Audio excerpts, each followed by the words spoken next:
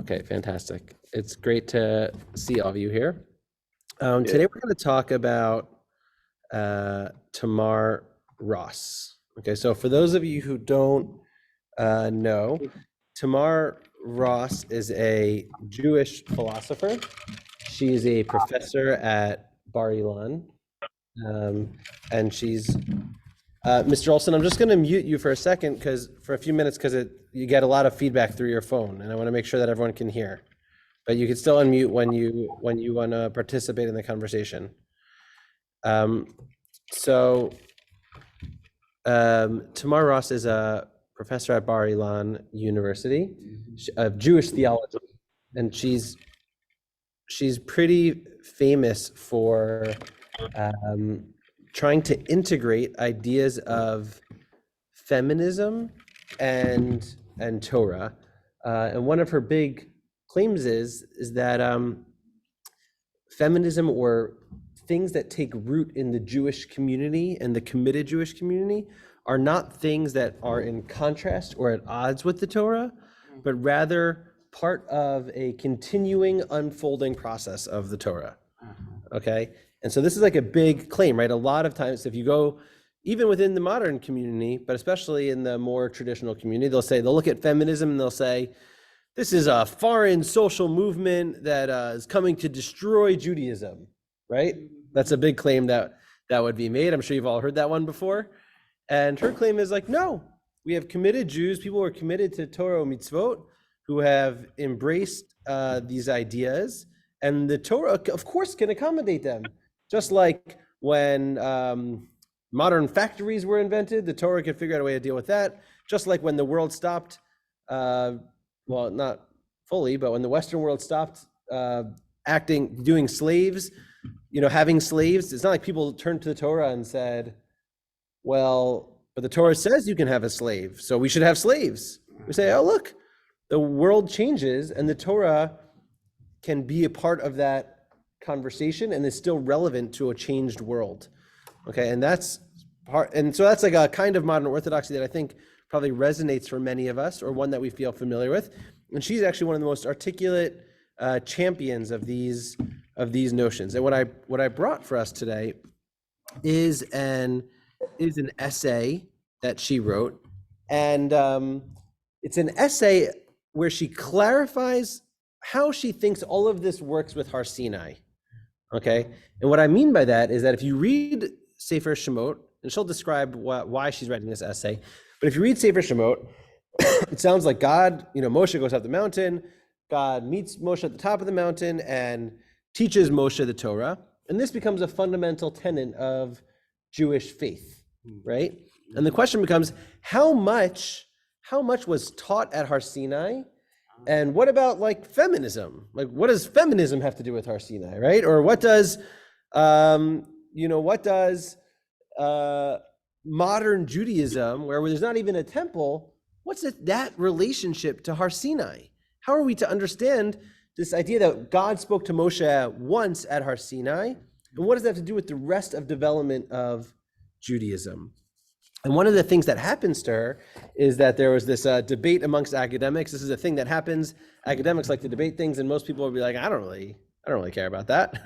Most of us who aren't academics, we see like these little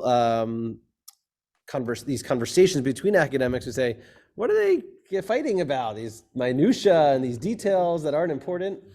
But she felt that there was an article written in which her view about how revelation works and about how Torah develops was misrepresented. So she wrote this few-page essay that clarifies her view. She's written whole books on this topic, but I thought this was a nice essay in that it clarifies her position in a relatively concise way. It's the kind of essay where every paragraph could be its own essay or its own hour-long conversation. But what I wanted to do is to go through this essay together, read it aloud together, and kind of talk about some of the major ideas that emerge from what she says. Do I have any comments or reactions to what I've just put out there? Anything that you're immediately coming to mind, or thing you're thinking about, or questions that you have based on what I've just said? introduction? So I was going to say something. I was saying something. One thing. Back in the old days, was only old men. Everything was Orthodox, and just old men. That's the shul was back in the old days. So, Yes. Yes. So things are a little bit different now. And Tamar Ross is a very important voice in modern Jewish thought, and especially for our community. And she's an older woman, but she's not an old man by far. Yes, Mitch. I was just curious, feminism, she's going to talk about feminism? She's not going to spend a lot of time talking about feminism. That's one of the things she's known for was her ability in a book called Expanding the Palace of Torah, which is like a big book she wrote in which she explains how feminism is not in conflict with the Torah, but is part of a development of the Torah. So that's like a book to read on your spare time. But so today's topic is Nathan Cardozo said that Judaism was a religion that did not demand that the intellect be limited. Thank you. Who is that who spoke? Laser. Who is it? Laser. Laser. Oh, hey, Laser. Good to see you. Good to hear you. Yes. Tamar Ross is in a camp with other kind of modern rabbis who try to make sense of Har Sinai and divine revelation in a world filled with academia. Okay, and so that's what this essay deals with is, given the big claims by academics today, right? So I don't know if anyone's familiar with the documentary hypothesis, or what we call source criticism or source theory, which is the idea that is very popular amongst people who study the Bible today, that the Torah was not written by God or given to Moshe on Har Sinai all at once, but rather was a compilation. This is a 1 second version. Rather, it was a compilation of various sources and things over time, edited by a redactor at a much later period in history, not back in Moshe Rabbeinu receiving the Torah. And this is a very prevalent amongst modern academics and modern academic Jews. This is a very prevalent idea. And the question is, as a religious Jew, what do you do with that? How do I accept it or reject it? How do I interact with those kinds of ideas that seem to fly in the face of my core tenets and beliefs, right? Because I believe that Moshe received the Torah in Har Sinai. I also look at these very intelligent, well-educated, thoughtful people who take a historical approach and seem to be claiming that the Torah was not given to Moshe and Har Sinai. So how do I make those things work together? Can they both be true simultaneously or not? And so that's part of what her essay deals with. Do any Jewish portion agree with it? Does she adopt any of their positions? She takes a very traditional approach. Tradition? Yes. So why is she out of the norm? So she's out of the norm because she's willing to entertain some of the more academic ideas in a way that a lot of people aren't. She's the only one? She's not the only one. Oh, no? But she does sort of pave a middle road between the academics and the traditionalists. And she tries to work on it together. And we're going to see how she does it. She has some really beautiful ideas here that I want to share with you. Moshe Levison. Hi. Is that very than the Rambam being criticized for bringing in the Aristotelian? Great. Yeah.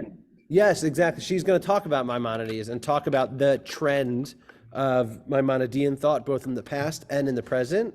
And she's going to explain how what she believes is, and the ideas she's putting forward differ from the Maimonidean approach. But what Moshe Levison is referencing is that Maimonides, very radically at the time, accepted the tenets of Aristotelian philosophy for the most part, especially in the Guide to the Perplexed. And he shows how the Torah still works within that philosophical system. Okay, and so Tamar Ross actually does something not as extreme, and we'll see how she works it. But she's doesn't feel the need to bring the Torah into conformity with the modern thinking. She has a different way of creating a balance and a harmony in a religious person's life. So a little bit abstract. So I think if we read it, will be more concrete. His books were burned because of the reaction to them. Yes, correct. Right. Maimonides today is considered like the gold standard, or if you go against what Maimonides said, people get angry at you or say you're not Orthodox. But it's important to remember that when Maimonides published his works, they were burned. His books were burned, and he was really, at least initially, rejected by large swaths of the traditional Jewish community. So they say if your book is being banned, that's usually a sign that it's part of building the future. So Good idea. okay. I know I actually saw her speak at one of the conventions. I don't remember if it was which one it was, but it was years ago. How was it? I remember seeing her. Great. Yeah. So she's participated for the last number of decades in a lot of the kind of Orthodox forums and conversations amongst sort of the modern Orthodox community about how, what? They agreed with. A lot of people agreed with her. A lot of people disagreed with her, but she was in the conversation. Oh, well, that's good. Yeah. I think it was at one of Rabbi Berman's. What was his group called? The Eidah conference. Yeah, I think it was an Eidah conference because it was Beautiful. that long ago. Beautiful. Yeah, that sounds like a place where she would have been. So first, the beginning of the essays, we're going to jump into this embroilment of these two other academics. I'll tell you a little bit about each of them. One of them is Mark Shapiro. Mark Shapiro was our scholar in residence last 2 Shavuos ago. Really beautiful, thoughtful academic, modern Orthodox academic, who studies modern Jewish history. And he wrote a review essay of Yoram Hazony's book, okay? And so Yoram Hazony is a Jewish theologian and thinker and political scientist, and he runs something called I think I'm gonna say the Begin Institute or the Herzl Institute. Which one is it? He runs a think tank in Israel, and he has relatively or pretty strong conservative political viewpoints. And one of the things he does is he claims over and over in many books that the Torah is prescribing a conservative political worldview. Okay, which some of us might feel that's obvious, others might feel that should be up for debate. Or does the Torah really have a particular worldview that comports with our modern language around politics? Maybe, maybe not. Presumably it doesn't fit into the Republicans or the Democrats, but is offering some kind of values beyond that. But he offers a very conservative political line of thinking, which he traces back to the Chumash. Okay? And so that's sort of the background about Yoram Hazony and Mark Shapiro. So let's read a little bit what they wrote. So let me share the screen, sorry, so you guys can all see it together.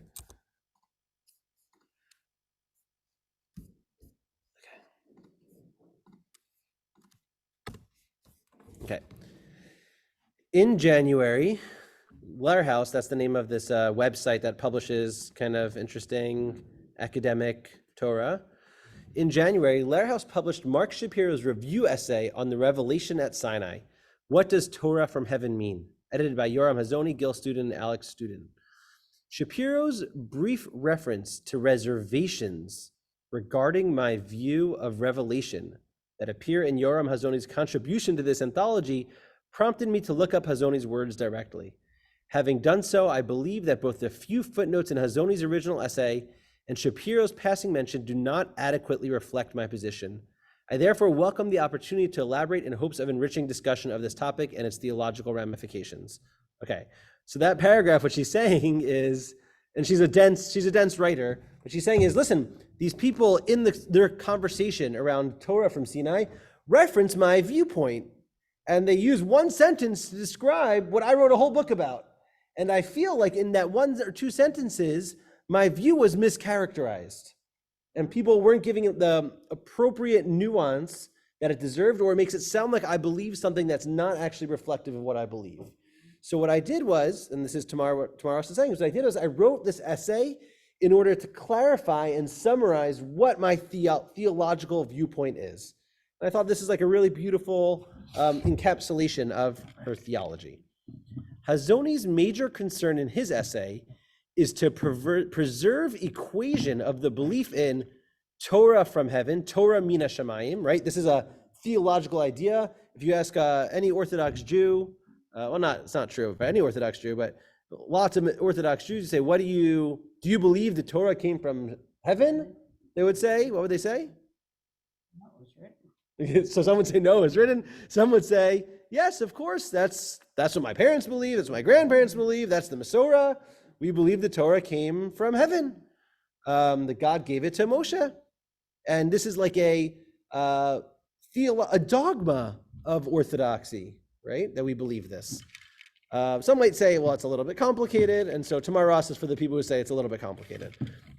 The concern, as he understands it, is not only because of issues of historicity, the assumption that a Jewish view of the world must be anchored in the belief that what is described in the book of Exodus, took place in history. More importantly, it is because any other understanding of Torah from heaven forfeits, in his opinion, the rich contribution that various elements in the Exodus account offer to an overall theology of the scope and limits of the human-divine encounter. Okay, so what Hazoni claims in his book is two things. The first is that Torah from heaven, when we say Torah mina shamayim, we mean it literally. We mean it that the way the Torah in Sefer Shemot describes the moments of Har Sinai, that's exactly what actually happened historically. And he says, not only is that true because that's part of our belief, but also because by believing that to be true, it allows us to understand something about the way that God interacts with human beings, right? It's not a metaphor. It's not a mythology. It's not meant to be taken allegorically. It's something that actually happened. And it's something that tells us a lot about how God interacts with mankind, how God interacts with humankind, how God interacts with Moshe, and what the Torah means. So that's Yoram Hazoni's claim. That shouldn't feel so radical to us. That's a claim that's been made probably by many of our rabbis and teachers over the ages. Okay? For this reason, Hazoni seeks to stem a growing tendency of Orthodox circles affected by the contentions of academia to accept suggestions that the Torah attributed to Moses was in actual fact a collective work assembled over time via the contributions of many generations of anonymous scribes. Right? So part of his book or his essay is reinforcing the notion that the Torah was given on Har Sinai, kind of the Chumash as we know it, and that it wasn't a collection of various other sources and articles that were compiled into the Torah. Okay, he's pushing back on what is really now the prevalent modern academic view about how the Torah came into being. Okay, so first what she does is summarizes Hazoni's position. Hazoni, any comments or reactions to this initial? Yes, you Yes. made the two sentences that one, God gave the Torah to Moses, and that the second sentence was that it came from heaven. And you take for granted that they're synonymous. I don't think they are. Yes, so that's what Tamar Ross is going to claim as well. Oh, good. Yes, so let's. The word heaven has the English of being a place, and I don't think that's necessarily true. Yes, right. When we say Shemayim, it doesn't necessarily mean Doesn't a physical God location. gave the Torah. Yeah, so we're going to talk. Correct. So this essay is going to try to build out a idea system around the distinction that we're going to hear about. Yes, Henry. Wait, Henry, I actually can't. You have to unmute yourself.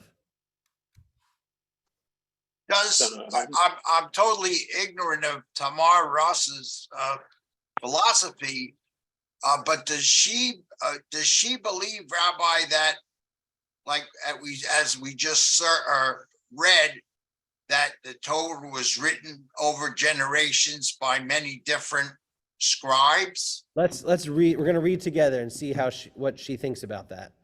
Okay. Because the only question I would have is, what sources does she have to back up that theory? Yeah. So let's read together to see how she addresses that. I think one of the things she's going to do is going to push back on a binary approach. She's going to push back on, we either have to accept it or reject it. So let's see how she does that. Any other comments or reactions to this initial presentation of Hazoni? No, okay, great. If you're feeling a little bit lost, you can also say, I'm confused about what's going on. That's a permitted reaction, because I want to make sure that people are following along on the essay. Because I think there's some really important ideas, and I don't want them to be lost. Okay. Let's see. Hazoni rejects theories of, we're going to turn the page. Hazoni rejects theory, right at the top. Hazoni rejects theories of protracted multiple authorship. This is what Henry is getting at, as highly implausible in their own right, arguing that no literary or philosophical work could have maintained coherence when subjected to such an editorial process. Over and above this, however, Hazoni's main objection to the findings of biblical source theory relates to new theories of unfolding revelation, which some of the more traditionally inclined biblical scholars have been induced to develop in their wake. According to Hazoni, such theories necessarily lose sight of the many important philosophical and theological lessons that close readings of events at Mount Sinai yields when taken at face value. Okay, so Hazoni has both a philosophical, technical rejection of modern academic biblical criticism. He says what Henry says, there's not ample proof or evidence, or he feels like it's not a good claim. But moreover, he says that if you believe the Torah develops over time, and that Torah Mina Shemayim actually encapsulates more than just the literal giving of the Torah to Moshe at Har Sinai, he says he's nervous that you're going to lose the significance of the Har Sinai moment. He says the Har Sinai moment is so important to traditional Jewish belief. If you believe that there's actually some kind of extended revelation period that takes place over thousands of years, you're going to lose the importance and the centrality of that Har Sinai moment. Okay, so that's his big claim. That's Hazoni's big claim. So, and then she's going to continue to summarize his opinion in one more paragraph, starting out with the assumption that the biblical text is a form of instructional narrative, and that it employs a variety of literary devices to broach and discuss positions on philosophical and theological subjects. Hazoni devotes the major part of his essay to a close and sensitive reading of principal elements in the Exodus account of the giving of the Torah in order to glean from them important theological lessons. Central to these is the unique status of Moshe as the prophet. Other key elements refer to the relationship between Moshe's vision and differing levels of knowledge achieved by elders in the people, the necessity of Moshe to ascend to the top of Har Sinai and God to descend from heaven in order to deliver the message, the fact that the tablets of stone were created twice, and more. Hazoni concedes that there's room for debate regarding the precise meanings that he personally gleans from various details of the biblical account. Nevertheless, he seeks to preserve the sacrosanct status of such details as essential elements of one unified and consistent story, precisely because of their critical importance in conveying the power and limits of human understanding and other important messages of theological concern. Okay, so that's all Hazoni. What she does is she's explaining what he does in his work, and now she's going to explain what she believes that she's doing, which is a different project. The bone I have to pick with Hazoni and Shapiro is the estimation of where my own take on the matter fits into this debate. Shapiro, quite possibly due to space restrictions when reviewing an entire anthology rather than one contribution, does not get into details at all and attributes to me quite simply a notion of progressive revelation in which the Torah was revealed over time. Hazoni, by contrast, does allude to some distinction between my gradualist understanding and other versions of the same, and acknowledging an evident concern on my part for the integrity of Orthodox Jewish belief and care not to challenge the centrality of Moses and Sinai directly. Nevertheless, he too does not get into the nitty-gritty of these differences or explain why he nevertheless still finds my version wanting. So she says, listen, neither of them explain my point of view well, so what I want to do is explain my point of view. In order to get down to these specifics and flesh out the possible merits of third option that mediates between Hazoni's static understanding of Torah from heaven and the approach of unfolding revelation, which he opposes, let me first state that the view of revelation that I support involves two distinct moves that are not necessarily connected and vary significantly in terms of their comportment with conventional notions of religious belief. So she starts off by saying, I'm going to tell you two things that are fundamental to how I believe.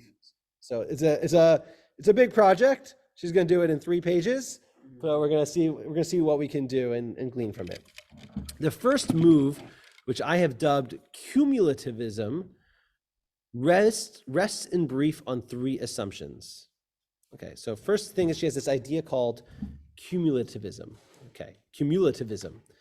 A, an infinite eternal message cannot be relayed to finite minds in one shot. Therefore, God's ultimate message to man cannot be exhausted by a one-time revelation. Okay, what's this first claim? Someone want to summarize it? Say it in their own words. The first assumption. A man can't absorb all this in one shot. Man Yeah. can't absorb all this. Well, so good. It's not. Yeah. It seems to me, Ezra, that it's saying God could have given the revelation, but that it took time and repetition and interpretation in order for it to become something that we have incorporated into our belief. Okay, beautiful, right? Ellen's saying there's something, and she's going to build this out idea as well, Ellen, in B and C. So I think you're right to point to there's like something about one moment of revelation that's an incredibly limiting thing. And we know that things actually take time, especially if we believe that God is conveying something infinite and eternal. The idea that that could all be kind of encapsulated or limited to one specific moment is highly questionable, which is part of the basis of her assumption. Bernie, did you want to add your own flavor to the? No, been covered fine. Let's read B. God does not communicate via vocal cords, but rather through the mouthpiece of history. New socio-political and cultural contexts and the novel rabbinic interpretations provoked in their wake trigger the evolution of human understanding, thus of necessity expanding the meaning of God's message. If any particular idea or social structure takes root in and informs the life of Jews committed to the Torah, this can be taken as a sign of its divine provenance. Okay? So this is another big claim. Someone want to try to summarize this claim in their own words? Bernie. Let's go, Bernie. Sounds to me what she's saying is that in order to really get what God is trying to convey, it takes human participation in interpreting, and we can tell whether the interpretations, he says at the end, are really in sync with God if they take root in the Jewish community. Okay, great. Right? So thank you, Bernie, right? God, we have an idea of Lo Bashamayim Hi, or God doesn't really tell us anymore what God wants, right? We have the Torah, we have the Nevi'im, but God doesn't say, yes, that was so good that Sarah Schneer opened up a Beis Yaakov, right? God doesn't say that anywhere. God never came out and said, good job making a Beis Yaakov for women to learn Torah. But Tamar Ross argues, even though in the beginning it might have been rejected, now the whole frum world teaches Torah to women. Right. So clearly, if this idea takes root amongst the observant, committed Jewish community, that's in and of itself a manifestation or a sign that this is something that God wants. Because if God didn't want it or it wasn't authentic, it wouldn't be accepted. So it views the Jewish community's acceptance of ideas as a sign or signal that this is part of what God wants to happen in history. In Jewish living?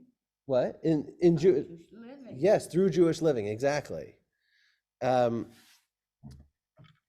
This is a pretty radical notion, right? And it's also a very subjective notion, because it asks this question: who do we define as the committed Jewish community, right? Who gets included in that group and who doesn't? And also, what's the timeline on viewing this idea? If you came in the 1850s and said, is Zionism an accepted idea amongst the religious community? You would say this is not something that God wants. But if you looked in the 2000s and say, is the modern state of Israel, something that God wants? I would say, well, it sounds like it is, because there's so many committed Jews who are committed to their project. So there is a somewhat subjectivity to this, and it's hard for any one person to describe it. But the claim could be, over time, if this is where the committed Jewish community holds on to or believes.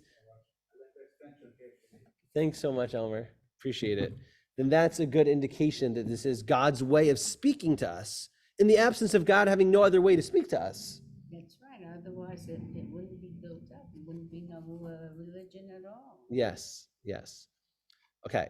And now here's C, and this becomes an important one. Although successive hearings of the Torah may appear to contradict the original message of Moshe at Sinai, the message is never replaced. It always remains as the rock bottom cultural linguistic filter through which new hearings are understood. Thus, it is the potential meaning rather than wording of the Torah attributed to the original revelation at Sinai that is constantly being unfolded via the changing cultural context to which it is exposed. Even when changing circumstances appear to turn the import of the original message delivered to Moshe on its head, the wording of the revelation at Sinai always remains for the cumulativist the primary cultural linguistic filter through which any new deviations are heard and understood. So this is who can summarize this third very important claim?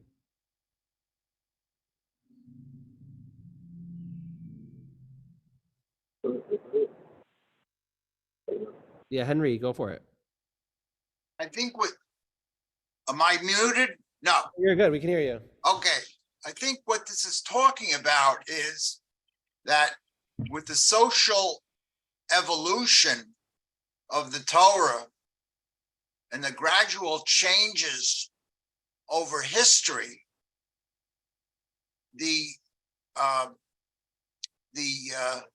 meaning and the interpretation of the Torah may change, but the actual literal wording and the literal Torah itself, the words, don't change. Exactly. Beautiful, Henry. Right? Bernie, you want to add on another aspect to that? Yeah, I think this shouldn't surprise us so much. Just one example, I think this is germane. The Torah says in certain cases you take an eye for an eye. Mm-hmm. The rabbis in the Talmud said, no, it doesn't really mean an eye for an eye. I'll tell you what it means. We'll tell you what it means. And that's been going on probably as long as since the Torah has been given. Yeah, exactly, right? The Torah has literal words, but then the meaning is offered by the committed Jews who are invested in it. And that meaning is also subject to change, right? We have whole sections and chapters about Tumah and Tara and the Mishkan, and now our Judaism doesn't have a Mishkan or a Beit HaMikdash, and yet we still manage to be living and doing a rich Jewish life, right? So if it's so central, why don't we have it? Okay, because even when it's there, we have to reference it and we talk about it and we use it and we think about it, and anything we do that changes must be in conversation with it. We can't reject it outright, right? A person could say, listen, the Torah says an eye for an eye. That's obviously ridiculous. Let's just take that pasuk out, or let's just skip it, or who needs it? But what Bernie's saying, and what I think Tamar Ross is saying, is no, like that's still there, and that's part of the Torah.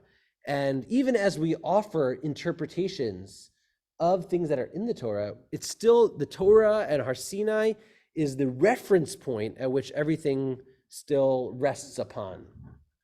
Arnie? I want to say something. Yeah, 1 second. 1 second, Mr. Olson. I'm going to call on Arnie first, and then I'll call on you. Wait, Arnie, you have to unmute.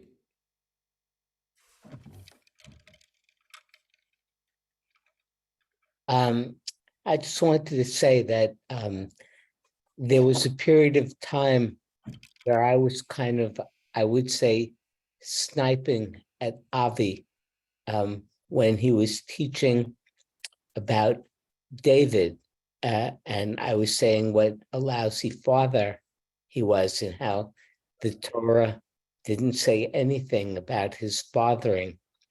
And Avi finally told me that the Torah leaves questions like that, so each generation can argue its merits for their generation. Mm-hmm. How we view fatherhood in 2023 may not be the same way that people viewed fatherhood in 978 or 120 BC or whenever. Yes. Beautiful, right? So you're putting on an extra layer here, Arnie, which is that not only is the Torah the reference point, but that the Torah might be intentionally limited in order to allow the space for subsequent generations to interpret and revise and create meaning for each generation. It's not clear if Tamar Ross believes that as intentional, but it also doesn't sound like she thinks it's a bug. She thinks it's a feature of kind of just the limited ways in which God can speak to us through time. And that even when God does reveal God's self on Har Sinai, that's going to be inherently limited by the fact that we're human beings and God is infinite. So she's going to bring an example and try to build out some of these ideas of these assumptions. Well, Yeah, Mr. Can I Olson, ask go them? for it. Yes. in the beginning of Shemot, and the beginning of Shemot, the Jews propagated what considered about 10 million people. Yet at the time of Exodus, only 2 million altogether maybe followed Hashem's thing, but putting the blood of the animal on 80% of the people didn't do it. It was the first one. They didn't do it. So maybe they didn't believe it. Maybe it was so immersed in the Egyptian culture because it took 400 years, 420 years for them to be immersed in the Egyptian culture that before they became slaves. They weren't slaves in the beginning. So they increased, multiplied by so much. Remember, they multiplied by a tremendous amount. And the 10 million people, only 2 million went to full exit, right? So and they said only the Levites really practiced whatever Judaism before Sinai. So you realize only 80% of the people didn't believe it, and maybe that's what's happening. How many Jewish people are practicing today? It's a lot of takes a lot of comprehension to do that. To try to do that. You know, it was 10 million. There were 10 million Jews in the beginning, before Exodus. There were 10 million Jews. 80% of them didn't follow the blood of the animal on the doorpost, right? So that means they didn't care, or they didn't understand what they're doing. Why is only 80% didn't follow it? There's something wrong, huh? Or why only the Levites follow it? It's been proven that only the Levites practice whatever Judaism was before Har Sinai. So and even then, it was even before Sinai, people started complaining, I wish we go back to Egypt and this and that. So it was never a human understanding of what Hashem wanted, or they couldn't do it. It was so hard for them. And even today, how many people who practice Judaism to a certain any kind of extent? Yeah. So therefore, that doesn't mean that Hashem was overestimated the people. Maybe. It's a good point, Mr. Olson. It's a good question, and it's an important factor. Why is only 8? What happened to the 8% that follow It's a really good question. I think part of the project here is trying to ensure that the Torah can be translated for each generation. Hello? Mr. Olson, I think I'm gonna ask you to pause on the comment. I think I understand your comment and question, and I think it's a really important one, and one that we can address another time. I want to stay focused on Tamar Ross's claim. That makes sense, but if they all want to believe in it, why only 20% do it? No, it's a good strong question, and maybe one day we'll study that midrash together, Mr. Olson, and try to understand what the rabbis are saying when they say that 1 in 5. But I want to pause now on that line of thinking, so we can, because we're limited in our time, and I want to focus in on Tamar Ross's claims. So, thus, for example, are God's words to Eve, and he shall rule over you. Are God's words to Eve, and he shall rule over you, to be taken as a normative prescription for all time, a recipe for marital bliss? Or much as God's words to Adam, by the sweat of your brow shall you get bread, an inescapable curse and evil to be overcome, right? Much depends on the context in which these words are read. The same applies to differing views regarding the Torah's prescribed attitude towards sinners or members of rival faiths, the permissibility of slavery, and countless other stances that have evolved over time. The more prevalent a new interpretation becomes as graded number of committed Jews relate their practice to its particular reading, the more obvious its implications, right? As Bernie said, no one here on the table thinks an eye for an eye would be literal. Of course it was a metaphor, but there might have been a time where that wasn't actually the case, right? It's once an interpretation becomes accepted, then maybe the literal or earlier interpretation feels completely absurd to us. But while cumulativists affected by traditional notions of divine intervention in human affairs will tend to perceive shifts accruing to previous understandings as heaven-sent responses to their developing spiritual sensibilities, the text attributed to Moses will always remain for them the initial and indispensable reference point and sounding board for any new reading. So even as we see that the Torah interpretation of the Torah changes over time, and that Jewish life looks different over time, the Torah and its literal words always stand at the center and always must be in the conversation, right? It'd be very easy for me to come up and say, listen, the Judaism of the Torah, or even 100 years ago, is no longer relevant to the world. Let's just put it in the back closet and build something new from the start, right? But that's not what we do as traditional Jews. It's not what we do as God-fearing Jews. We develop more, but it keeps the Torah at its core. Precisely because of the weight I attach to this third assumption, the decision to define my view of Revelation as cumulative, and this is a big nuance that she's putting out here, rather than successive or progressive or continuous, was made quite deliberately. Indeed, it was a direct reflection of my concern to distance this approach from other prevailing views of unfolding revelation that, in their open-endedness, might diminish the foundational status and primacy of the revelation at Sinai, which traditional orthodoxy and Hazoni himself are intent on preserving. So she says, listen, there are people who believe in a progressive or successive or continuous, this idea that the Torah is constantly changing, and as the world changes, the Torah changes, and we learn more and things change over time because that's what history does. She says, no, it's cumulative. We build on what came before us. Everything is built on and in reference to what came before us, and we don't just change and transform without holding on to the things that come before. Yes, Henry. It's just what I thought was, and correct me if I'm wrong, Rabbi, I remember learning there's a piece in the Talmud that says that Rebbe Akiva was preaching to his students and Moses was in the audience and he didn't know what he was talking about. So I think this article mirrors that. In other words, Rebbe Akiva and his interpretation shows how the Torah changed. But on the other hand, the other viewpoint was that he still was using the basic Torah in his interpretation. Yes. Yes. I think that Gemara, but what's interesting, Henry, is that Gemara gets utilized by people of all kinds of theologies about how to understand the way that Torah changes over time. And one of the big distinctions Tamar Ross is making is that the Torah doesn't change over time. Revelation doesn't change over time. Rather, it's the people who offer new interpretations and cumulatively build on what came before it.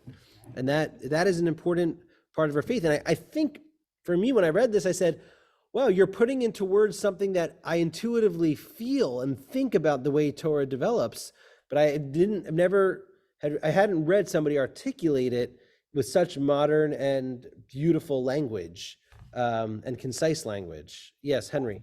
What's interesting there is that Moshe didn't know anything at all, didn't understand anything what Rabbi Akiva was saying. So you see how the Torah evolved. Yes. He was sitting there and he couldn't make sense of it. Correct. I think what Tamar Ross would argue, Henry, is not that the Torah evolved, but that the Torah always stayed the same, but the interpretation of the Torah was being built in new ways. And then she has this line here at the end where it gets a little more technical. Thus, Hazoni's estimation that views of Revelation typified by source theorists such as Benjamin Summer are indebted to my theology actually puts the cart before the horse. This is like more of a claim about sort of the people who really believe that source criticism is also part of our continued developed understanding of how the Torah works.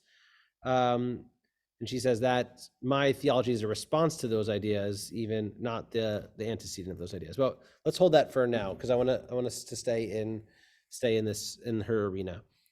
Moreover, given my insistence on the unique status of the Mosaic revelation at Sinai, the cause for Hazoni's ultimate dismissal of this aspect of my position, declaring that in the end there is no way to reconcile Ross's unfolding revelation with the biblical rabbinic theology of Torah Mina Shemayim, in which Moses and Sinai are regarded as fundamental, is far from obvious.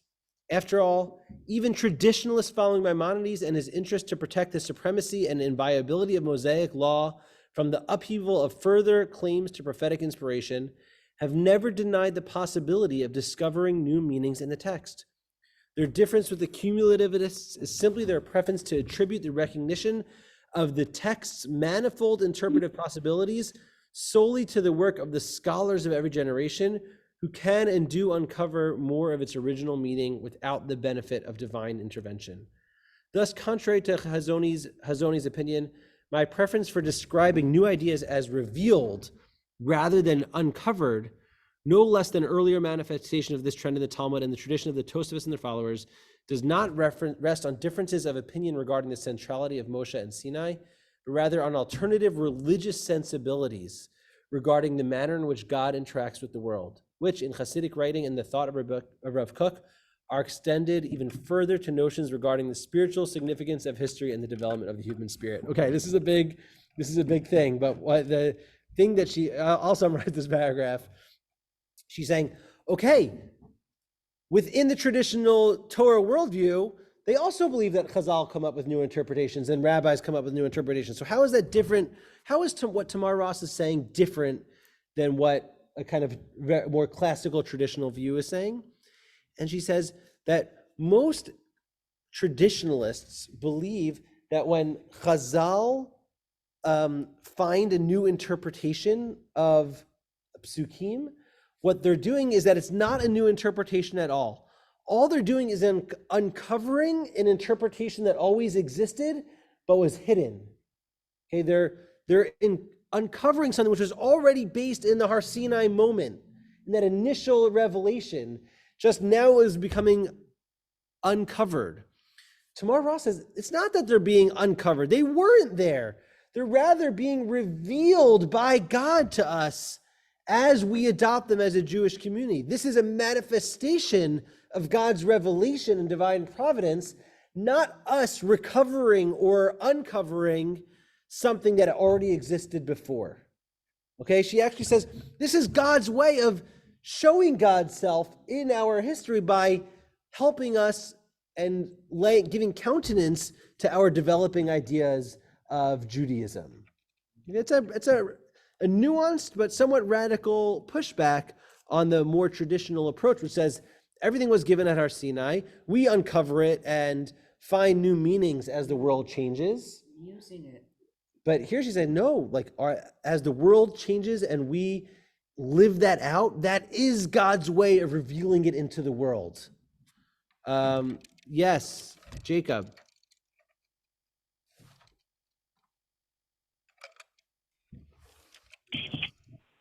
You have to unmute. Okay, yeah, I'm unmuted. Yeah. I'm thinking of the text in Pirkei Avos where Ben Bagbag says, turn it and turn it, everything is in the Torah. So I'm not sure that I see a difference between revealed and uncovered. Mm-hmm. If it's there and it's now revealed, you've uncovered it in order to reveal it. And I'm not sure if I catch her desire to use the word revealed rather than uncovered. Great, beautiful question. Ellen, did you want to respond to that? No, I think something else just And then I'll respond to Jacob. came up to me in a way. Yeah. I mean, if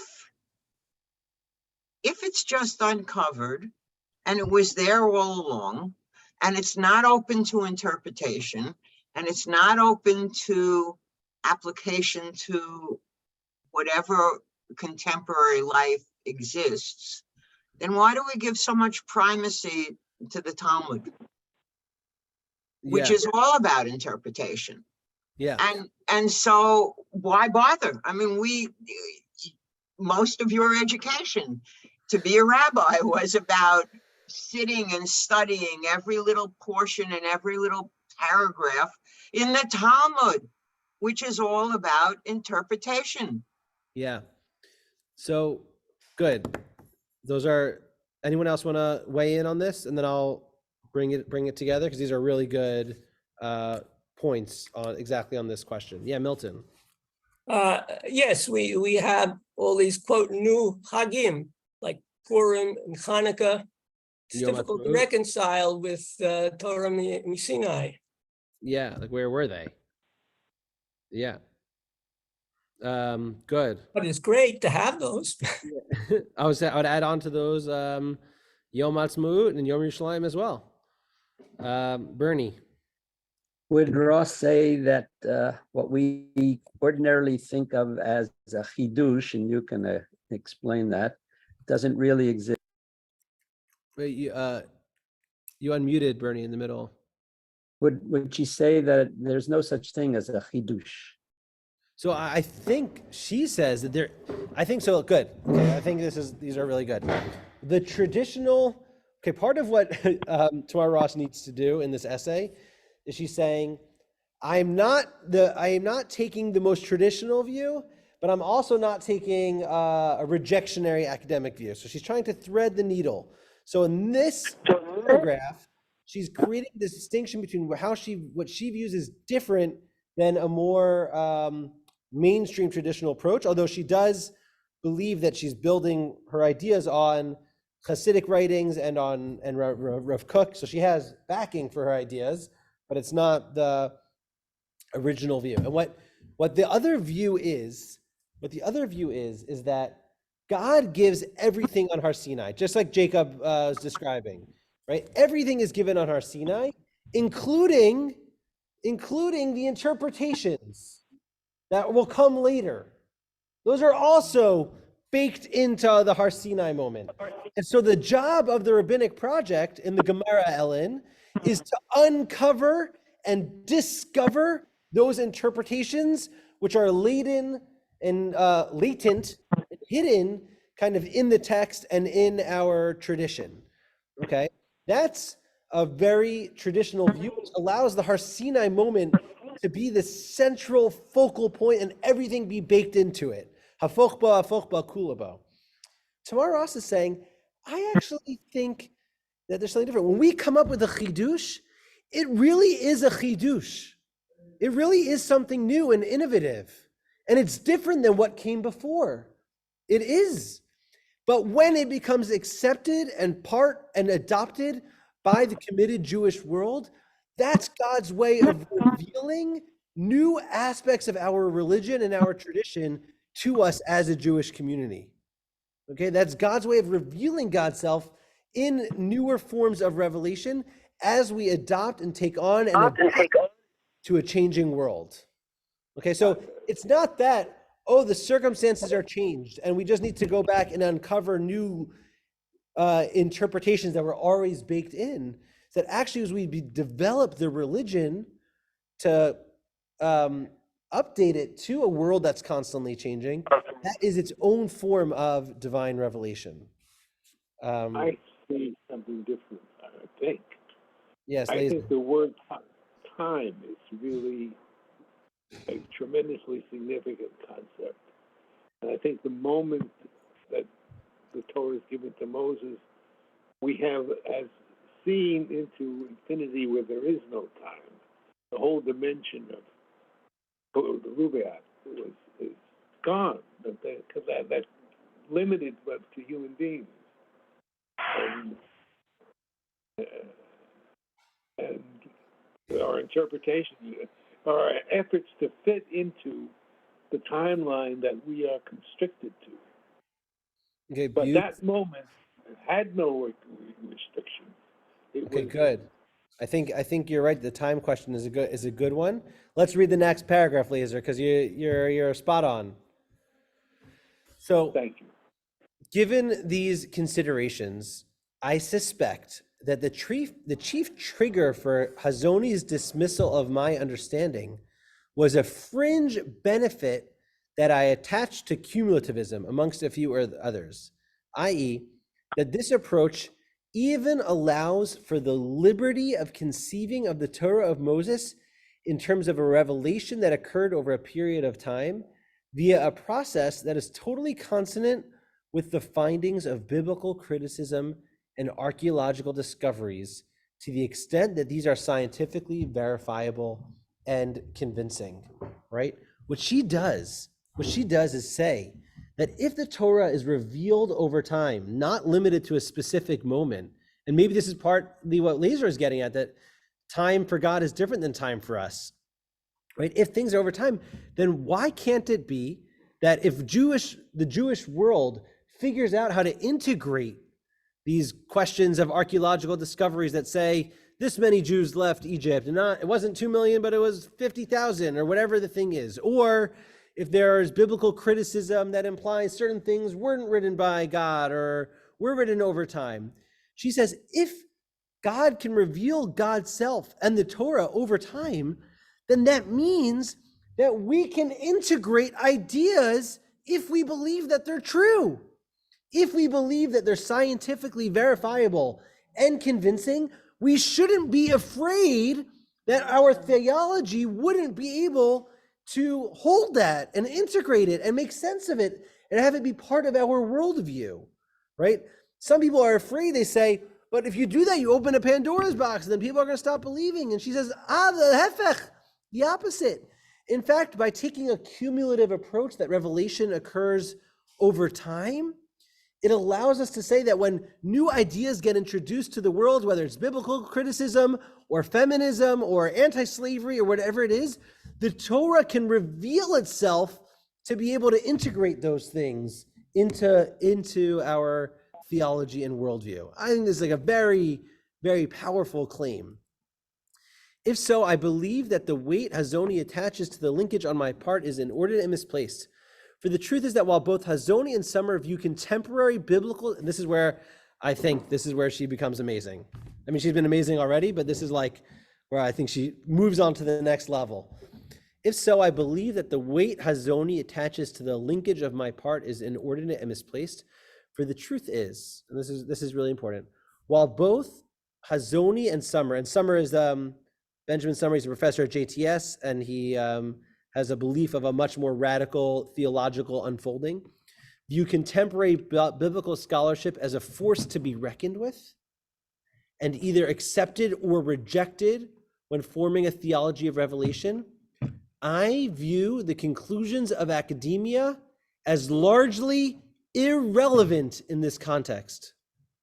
While I personally might be more prepared in principle than Hazoni to entertain the notion that the composition of the Torah as we know it is not a one-time affair, I am by no means a biblical scholar, and my rendition of cumulatism does not hinge on any suppositions regarding the number of anonymous scribes involved. She says, I don't fall into this binary view that you either have to accept biblical scholarship and source theory or that you have to reject it.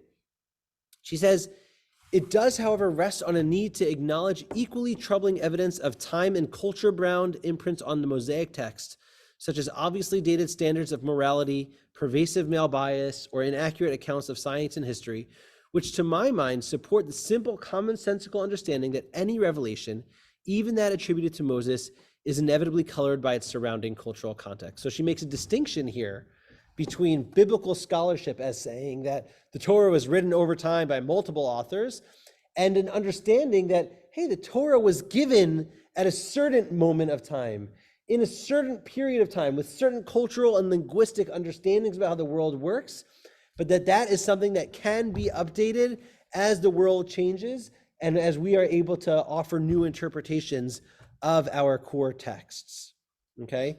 And so let's move on. While Hazoni does not address such difficulties directly, some of these shortcomings could arguably be resolved by the significance that he attaches to the fact that according to the biblical narrative, even Moses does not reach heaven, but only the summit of the mountain, and to the disparity between the first tablets fashioned by God at that point and the second in tablets inscribed by Moses at its base.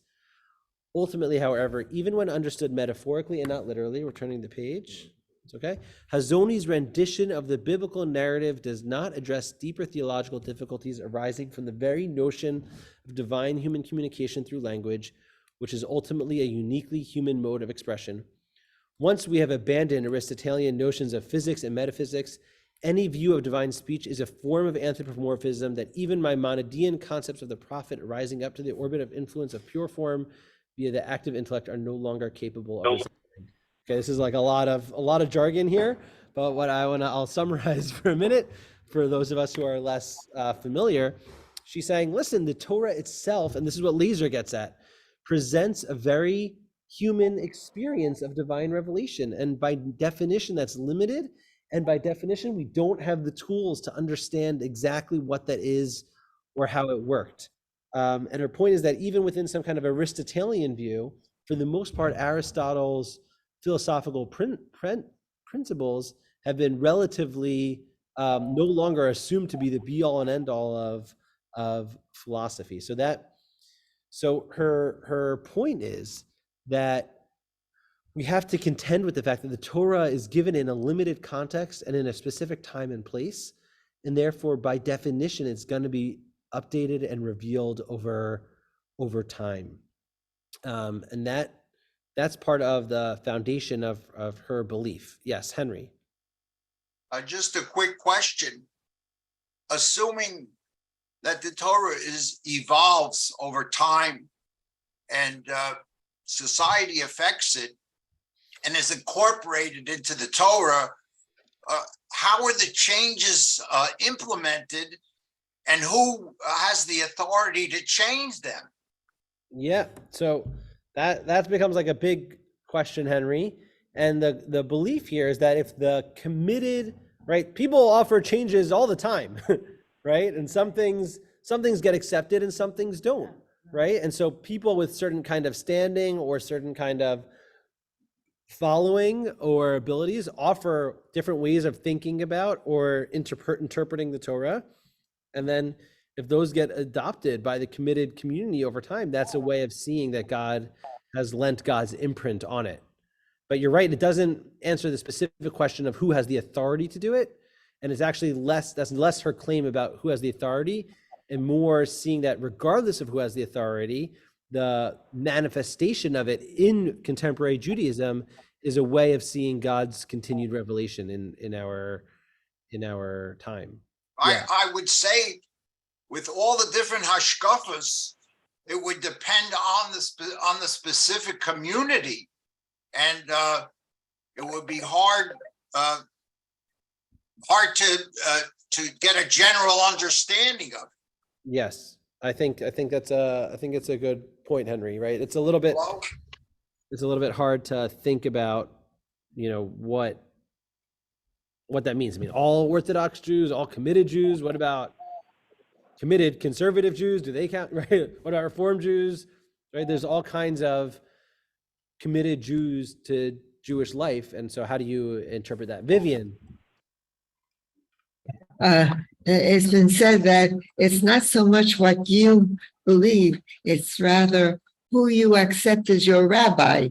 And I think that that's very apropos to this issue, that in the necessary changes in order to comply with contemporary situation, that you have to identify what direction you want to go and whom you accept as your rabbi. Yes, I think so. I think there is a deep subjectivity to particular communities that you're pointing out. Thanks, Vivian. Arnie?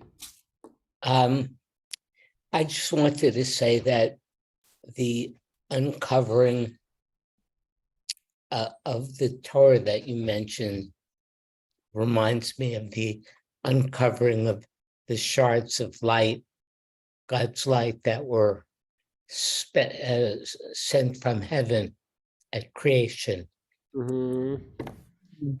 And also this whole construct in a way connects us all to Sinai in a very primary way. And like we always say, everyone was there. We were all there. They weren't all there. What's that? They weren't all there. Yeah, I think you're right, Arnie, in noting both the language of uncovering and thinking about God's revelation in the world, and that's something we have to kind of find.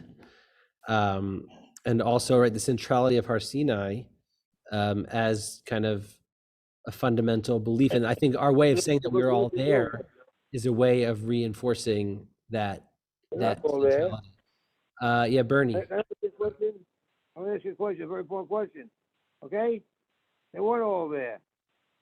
80%, only 20% were there. And more important than that, there's something else. There's something else important. It says God is every day God is reinventing the world. That's what it says. Every week God is creating the world. It's over and over again. See, and that's Rabbi Ezra. Yes. Every day. It's not just 7 days. He did it every 7 days. Beautiful, beautiful take, idea, Mr. Olson. He didn't stop in the first 7 days. Beautiful idea. So beautiful idea, Mr. Olson. Yeah, there's an idea that God is continually rebuilding the world. So I want to read 2 more paragraphs and then we'll stop here, and then everyone can happy to email out the article, or we'll put a link to it with the recording so you can continue on your own. But I'm conscious of the time. So this leads me to the second, far less traditional element in my view of Revelation, which I dare say is the true source of Hazoni's rejection of cumulativism, despite the fact that the 2 aspects are in principle entirely separable. Let me explain. In the past, most religious believers understood traditional formulations of religious belief as simple statements of fact. This meant that if literal meanings are problematic, we must either reject them, qualify them, or bring logical argument and empiric evidence in order to resolve any difficulties that they raise. Over the past century, right? And so this is like Maimonides, right? Maimonides says that God doesn't have a body, and so therefore, any time that it seems like in the Torah that God's body is described, Maimonides has to reinterpret those verses to say, well, it's really just a metaphor, it's just a dream, etc.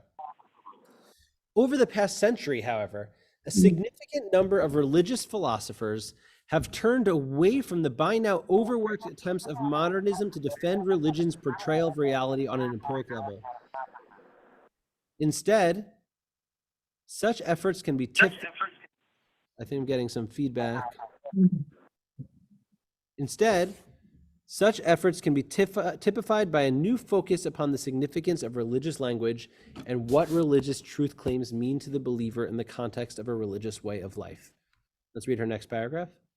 Applying this trend to the topic in hand, when an Orthodox Jew says, I believe in Torah from heaven, her primary concern in most cases is not to discuss facts or establish history, but to create a picture of reality on an entirely different plane, one that will regulate her entire life and may bring her to take risks or make sacrifices that she would never dream of for the sake of other opinions that she knows to be far better grounded from a scientific point of view.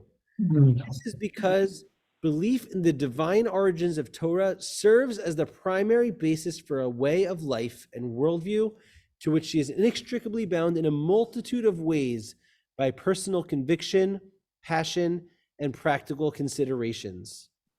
Does this understanding of the function of religious statements mean that she regards the divine origin of Torah as less valid than scientific beliefs? No, because the two statements are of a different nature. The evidence for each is different. What we normally think of evidence in a scientific context is quite irrelevant for substantiating a religious belief. Thus, for example, even if we were able to locate the original Mount Sinai, find fragments of the first tablets broken by Moses, and read a parchment diary by an Israelite who witnessed and documented the event of revelation firsthand, none of this would change what the believer means by saying that the Torah is divine. The purpose of this assertion is to affirm the ultimate meaning and value of a way of life and worldview. Because of its different aim, the scientific basis or historical basis for this assertion might be exceedingly flimsy or even non-existent. The considerations brought to bear in determining the validity of such religious statements is taken from within the religious framework itself. Validity must be formulated in the terms of the context from which a statement derives its meaning. Okay, so this is a really beautiful and important idea, and with this I'll leave you. What she does is she says, don't tell me about history and science and scientific beliefs. Yeah, we can talk about that. We can think about that. They're important. They can teach us a lot. But my worldview and my belief in Judaism has nothing to do with me believing that it's historically true.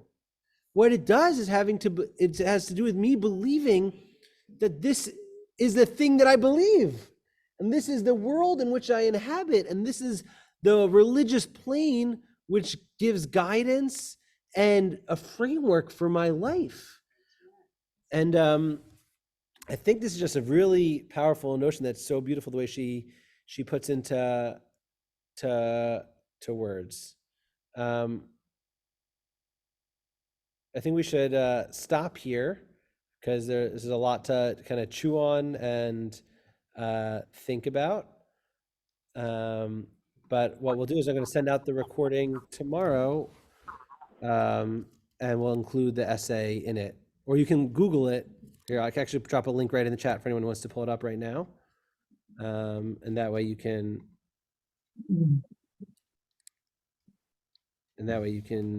all read it yourselves. For anyone who wants to go back.